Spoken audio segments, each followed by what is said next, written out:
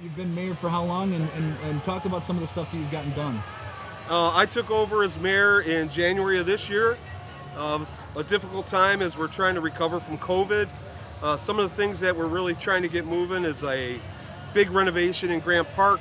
We redid the walking path there. It was a big project. We're hoping that that new walking path that looks beautiful, it should provide the residents of Utica another 30 years of enjoyment. Another big project that's really getting ready to kick off very soon, we just awarded the grant, is the corner of Cass and Auburn. Since 2019, we did a traffic shift as an experiment. It was a huge success. And now we need to finalize that corner, get rid of the roadblocks, and make it a real curb and landscape it. That should be happening any time now since we awarded the contract.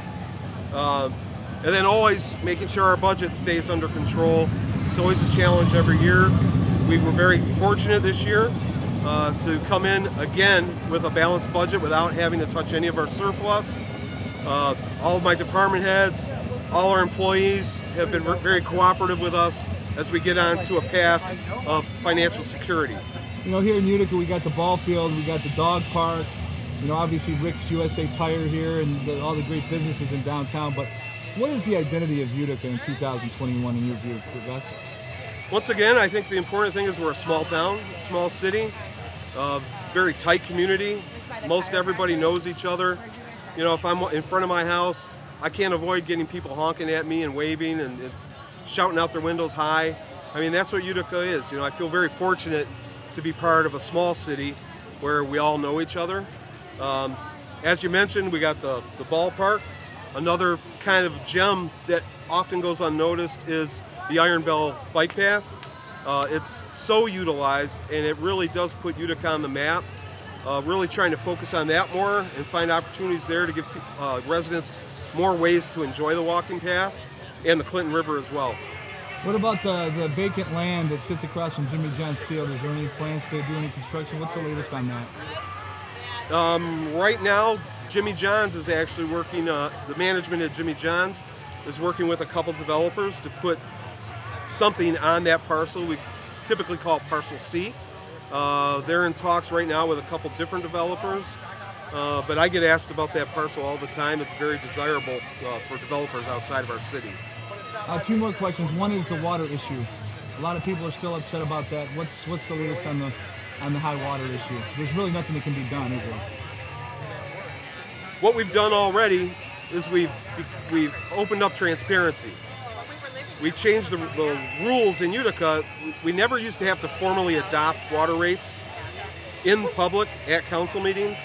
Now, each year, the water rates have to be publicly adopted with information that shows why we are charging the current rates, and that's every year. So every year, council has to actually adopt the water rates for the upcoming year. By doing that, it's really caused us to take a hard look at the numbers and make sure they're accurate, make sure we're charging, costs that cover what we get charged from Great Lakes Water and from sewer. So that's the big thing, is making it transparent and making the rates that we charge our residents based on actual costs. And the other thing that was on the ballot, Gus, and it's the last hardball question I'll throw at you, but is Utica the weed capital of the world? What's the deal with all the weed stores opening in Utica? Are we going to shut the door? What's the story on that? Currently, we have no plans to add any more marijuana dispensaries or grow facilities or anything. We're kind of in a holding pattern. Our residents voted pretty overwhelmingly to accept medical and rec marijuana, and as their representative government, we felt we had to do that, but we don't have any plans right now until we see how this all works out, how our residents accept it, how much it really helps the city or potentially hurts the city. We have no plans to do anything further at this point. It's your first term. Do you have any goals setting forward, that maybe issues that we haven't talked about that you'd like to see while you're mayor here? I would love to see the packing plant north of Pioneer Park developed. We've worked very hard to try to find ways to move our municipal buildings to the packing plant. The money's simply not there, and I refuse to go to the taxpayers for that kind of money.